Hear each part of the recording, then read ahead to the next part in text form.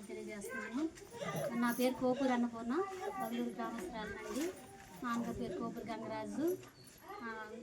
Main issue ఏంటంటే ఇప్పుడు గ్రామస్తులు తెలియజేసింది, సమీపంలో ఉన్న కొండ, అన్నిటికీ ఆధారపడిన కొండ, అన్ని విధాలు ఉపయోగపడిన కొండ అని మా గ్రామస్తులు ముందుగానే వినియోగించుకున్నారండి. ఆ కొండ పరివారం చుట్టూ చాలామంది భూములు ఉన్నాయండి. మెట్ట భూములే.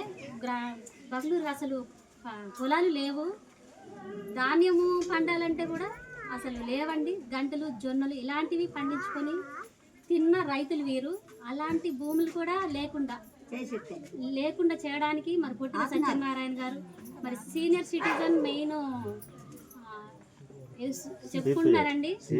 సిపిఎం పార్టీ జిల్లా కార్యదర్శి అని చాలా పెద్ద పేరు, మంచిది, అంత ఎత్తుకు ఎదగడం. కానీ ఏ ప్రజలనైతే ఆ నాయకుడు కాపాడి ఈ గిరిజనులు వెంట పెట్టుకొని ఇంకా అత్యధిక స్థాయికి ఎదగాలని మరి అలాంటి స్టేజ్లో ఉన్న ఒక వ్యక్తి, మరి దళితులు, బీదలు తినడానికి కూడా పొలాలు లేనటువంటి రైతులు పక్షాన నిలబడక ఆ పొలాలనే పొట్టను పెట్టుకొని ఆ కొండను తవ్వించాలనే ఉద్దేశంతో ఆయన పేరు మీద 23 ఎకరాల ఎంత హెక్టార్ల భూమి, ఎన్ని ఎకరాలు అంటే సరిగా నాకైతే తెలీదు, ఐడియా లేదు, పట్టా చేయించుకొని అతను ఈ రోజు కొండను త్రవ్వించాలనే ఉద్దేశంతో ఉన్నారండి. ఆ ఉద్దేశంతోనే బగలూరు గ్రామంలోని ఒక వెహికల్ పెట్టి ఉన్నది. ఆ వెహికల్ కూడా అక్కడే ఉందండి ఇప్పటికొచ్చి. దానివల్ల కూడా మాకు ఏదైనా మరి హాని తలపడుతుందని భయభ్రాంతులు కలిగి ఉన్నారండి మా ప్రజలంతా. ఎవరైనా ఏమైనా చేస్తే అది మా దగ్గరికి వచ్చి మా మీద నిందపడుతుందని ఎంతో భయభ్రాంతులుగా ఉన్నారండి. అలాగే ఆ కొండ తవ్వితే ఎలాంటి విభక్తులు వస్తాయంటే, ఆ కొండ బాంబు పెట్టి బ్లాస్టింగ్ చేసినప్పుడు ఆ రాయిలు పడవచ్చు, దగ్గరగా ఉంది కాబట్టి. నెక్స్ట్ ఆ కొండ వలన ఆ బ్లాస్ట్ అయిన తర్వాత అనేకమైన దుమ్మి వచ్చి లంగ్స్ ప్రాబ్లమ్స్ వస్తాయి. దానివల్ల ఊపిరితిత్తులు ఫెయిల్ అయిపోయి అనేక రకాల రోగాలు పాలైపోతారు.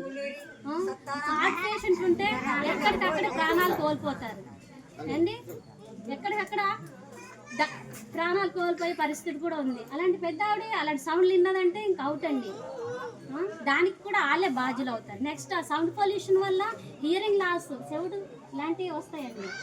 చాలా రకాల వ్యాధులకి గురైపోయి ఈ జనులందరూ చనిపోయే పరిస్థితి. వాటర్ మెయిన్, ఇంకా వాటర్ ప్రాబ్లం అండి. వాటర్ కలుషితం అయిపోతే డయేరియా, కలారా ఇలాంటి వ్యాధులకి గురైపోయి జనాలందరూ చనిపోయే పరిస్థితి ఏర్పడుతుంది. ఖచ్చితంగా అది కళ్ళ ముందు ఏర్పడే, కంటికి కనపడేది ఒక విషకరమైన పరిస్థితి అండి అది. అలాంటి పరిస్థితులకి పెద్ద మనిషి మరి అలాంటి పరిస్థితుల్లోకి ఈ జనాలు నెట్టాయాలంటే ఎలా కుదురుతుందండి? అది ఎంతవరకు న్యాయం? మా ప్రజలకైతే అసలు అలాంటివి వస్తాయని మాకు తెలుసో తెలీదు. ఎందుకంటే నాకైతే ఆ బ్లాస్టింగ్ వల్ల ఎలాంటి దుర్గతి కలుగుతుందో కంటికి కనబడినట్టుగా కనిపిస్తుందండి. ఎందుకంటే బ్లాస్టింగ్ జరిగితే సౌండ్ పొల్యూషన్ ఉంటుంది, వాయు కాలుష్యం ఉంటుంది, వాటర్ పొల్యూషన్ అవుతుంది, అన్ని విధాలుగా మనిషి అయితే, జనులైతే మరి నష్టపోతారండి.